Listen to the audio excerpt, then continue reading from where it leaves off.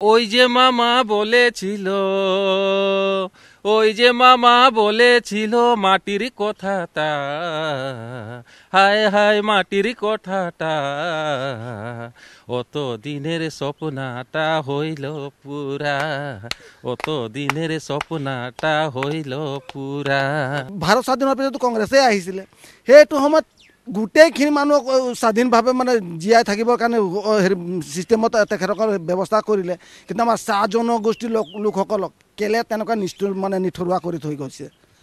আৰু আজি যি ভাগ্য ভাল যে আমাৰ ভগৱানৰ দৰে আমাৰ হিমন্ত বিশ্ব শৰ্মা ডাঙৰীয়া আহিলে, নহ'লে আমি এনেকুৱাই ভুগি থাকিলোহেঁতেন। বহুত ভাল লাগিছে। মই হিমন্ত বিশ্ব শৰ্মা ডাঙৰীয়াক বহুত বহুত ধন্যবাদ জনাইছোঁ। আজি মোৰ এই পোৱালিটোৰ কাৰণে মই কিবা এটা কৰি থৈ গৈছোঁ বুলি যেন লাগিছে। কাৰণ এই ঘৰটো যেতিয়া আমি নাথাকিম তেতিয়া মোৰ এই বাচ্চাটোৰে হ'ব। নিজৰ বুলি মোৰ বাচ্চাটো ক'ব যে মোৰ মা দেউতাই মোৰ কিবা। বিধানসভাৰ অধিৱেশন, সেই অধিৱেশনত ইতিমধ্যে ভূমি অধিকাৰ প্ৰদান কৰিছে ৰাজ্য চৰকাৰে চাহ শ্ৰমিকসকলক। ইয়াৰ পিছতে উৎফুল্লিত হৈ পৰিছে চাহ শ্ৰমিকসকল। এই মুহূৰ্তত মোৰ চাহ নেতা আছে, চাহ মৰ্চাৰ সম্পাদক আছে, আমি তেওঁৰ সৈতে কথা পাতিম। কালি ইতিমধ্যে অসম বিধানসভাত আপোনালোকে ভূমি অধিকাৰ পালে। ধন্যবাদ জনাইছোঁ আমাৰ মাননীয় মুখ্যমন্ত্ৰী নৰেন্দ্ৰ ডাঙৰীয়াক। আৰু আজি চাওক মানে গোটেইখিনি কালি আমাৰ গোটেইখিনি হ'ল। কথা হ'ল কি যে কংগ্ৰেছৰ দিনত যদি এইটো থকাহেঁতেন আমি সঁচাকৈ আমি এই মাটিৰ পট্টাটো নাপাওঁ। মানে অনুভৱ কৰিছোঁ তেখেতসকলে পাৰিলেহেঁতেন। তেখেতসকলে ইমান দিনে কেনেকুৱা টাইপৰ মানে আমাক ব্যৱহাৰ কৰি আছিলে, দুখ লাগে মনত পেলালে। আৰু আমাৰ যিমান আমাৰ মানুহখিনি আছিলে চব কংগ্ৰেছৰে, আমি কংগ্ৰেছৰ আমাৰ মা বাবা আৰ্জা পূজাবিলাক চব কংগ্ৰেছকে ভোটটো দিছিলে। তেতিয়াৰ পৰা ভাৰত স্বাধীন হ'ল। ভাৰত স্বাধীন হোৱাৰ পিছত তেখেতসকলে ভাৰত স্বাধীন হোৱাৰ পিছতো কংগ্ৰেছে আহিছিলে।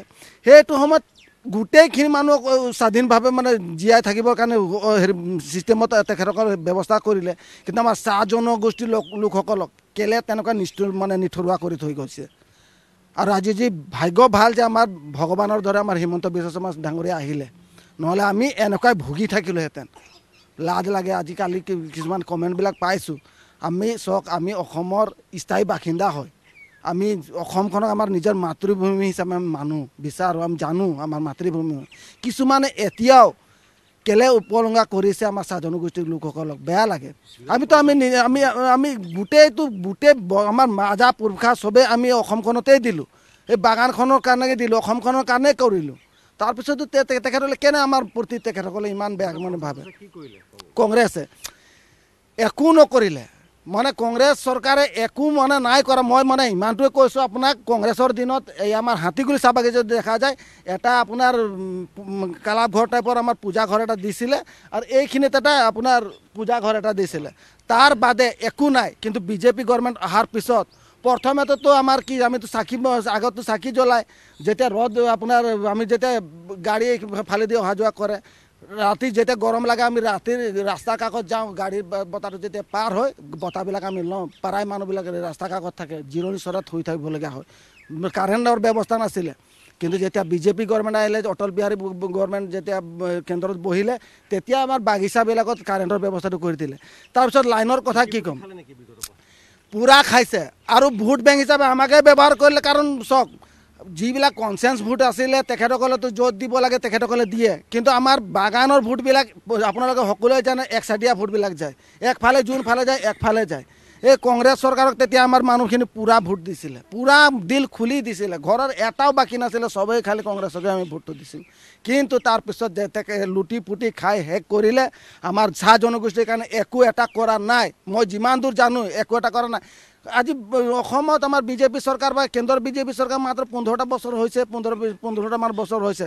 15টা বছৰ যিখিনি আমাৰ বাগিচাবিলাকত যিখিনি কাম হৈছে, লাইনৰ ৰাস্তা বনিছে, মৰিশালি নাছিলে। লাজৰ বিষয়ে ক'ব গ'লে কি জানে, আমাৰ যেতিয়া মানুহবিলাক ঢুকায় য'তে ত'তে আমি পুতিবলগীয়া হয়।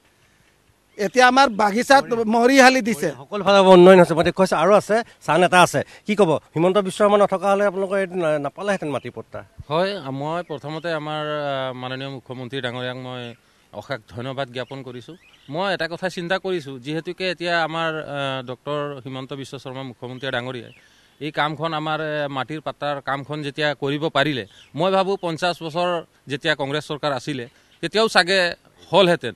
যদি নহ'লেইহেঁতেন তেতিয়া এতিয়া আমাৰ মুখ্যমন্ত্ৰীও কৰিব নোৱাৰিলেহেঁতেন, যে এই কামটো পৰা গ'লহেঁতেন। কিন্তু কৰা নাছিলে কংগ্ৰেছ চৰকাৰে। আজি পাৰা যাব বুলি আছিলে ৰাস্তা বুলিহে আজি আমাৰ মুখ্যমন্ত্ৰী ডাঙৰীয়াই কৰিলে। তাৰমানে আমাৰ প্ৰতি তেখেতৰ মানে সৎ ভাৱনাটো আছে, সেই বস্তুটো মামাই প্ৰকাশ কৰিলে। আৰু মই মামা বুলিয়ে কৈছোঁ, যিহেতুকে মামাই কয় চবেই। আৰু মামাক লৈ পেলাই মই মানে মনৰ পৰা এটা ধন্যবাদ জ্ঞাপন কৰিছোঁ। আৰু তেখেতৰ কাৰণে মই 2 লাইন গাই দিব বিচাৰিছোঁ মাটিৰ লৈ পেলাই। ওই যে মামা বলেছিল, ওই যে মামা বলেছিল মাটির কথাটা, হায় হায় মাটির কথাটা, অত দিনের স্বপ্নটা হইল পুরা, অত দিনের স্বপ্নটা হইল পুরা। কোন পূৰণ হ'ল? কি ক'ব? ডক্টৰ হিমন্ত বিশ্ব শৰ্মাক অশেষ ধন্যবাদ জ্ঞাপন কৰিছোঁ, যিহেতু আজি আমাৰ দীৰ্ঘদিন ধৰি এটা মাটিৰ পট্টাৰ বিষয় আছিলে। আৰু এই মাটিৰ পট্টাৰ বিষয় লৈ পেলাই আজি হিমন্ত বিশ্ব শৰ্মা ডাঙৰীয়া আজি আমাক মানে ব্ৰিটিছ চৰকাৰ যেতিয়া আমাক ব্ৰিটিছে আনিছিলে, আমি ব্ৰিটিছে অনাৰ পাছত আমাক স্বাধীন কৰিলে ভাৰতে, আমাৰ মহাত্মা গান্ধী স্বাধীন কৰিলে। তাৰপাছত আমি মানে স্বাধীন হোৱা নাছিলোঁ, আমাৰ মাটিৰ পট্টা নাছিলে। সেইটো কাৰণে আমি অনুভৱ কৰিছিলোঁ যে আমি এতিয়ালৈকে স্বাধীন হোৱা নাছিলোঁ। কিন্তু কালি যিটো আমাৰ মামাই যিটো আমাক এটা অধিকাৰ দিলে, এই অধিকাৰ লৈ পেলাই এতিয়া অনুভৱ লাগিছে যে আমি আমাৰ স্বাধীন হ'ল বুলি। স্বাধীন হ'ল। মই বাগানৰ কোৱাৰ্টাৰসমূহ দেখুৱাইছোঁ, প্ৰীতমে দেখুৱাই আছে। এয়া বাগানৰ যি এটা কেঁচা ছবি আমি দেখুৱাইছোঁ বাগানৰ। এয়া বাগানৰ কোৱাৰ্টাৰৰ সন্মুখত মাতৃয়ে নিজৰ পুত্ৰ সন্তানক এয়া দেখুৱাইছোঁ, খেলাই আছে। আৰু খুব সুন্দৰ দৃশ্য, কাজিৰঙাৰ হাতীখুলি চাই মাতৃয়ে কিবা ক'ব বিচাৰিছে। কি ক'ব মাতৃ? আপোনালোকে ঘৰটো এতিয়া নিজৰ হ'ব এতিয়া? বহুত ভাল লাগিছে। মই হিমন্ত বিশ্ব শৰ্মা ডাঙৰীয়াক বহুত বহুত ধন্যবাদ জনাইছোঁ। আজি মোৰ এই পোৱালিটোৰ কাৰণে মই কিবা এটা কৰি থৈ গৈছোঁ বুলি যেন লাগিছে। কাৰণ এই ঘৰটো যেতিয়া আমি নাথাকিম, তেতিয়া মোৰ এই বাচ্চাটোৰে হ'ব, নিজৰ বুলি মোৰ বাচ্চাটো ক'ব যে মোৰ মা দেউতাই মোৰ কিবা। বাগানৰ এক কেঁচা ছবি এয়া দেখুৱাইছোঁ। এয়া মাতৃয়ে নিজৰ সন্তানক কোলাত লৈ আনন্দ মনেৰে খেলাই আছে।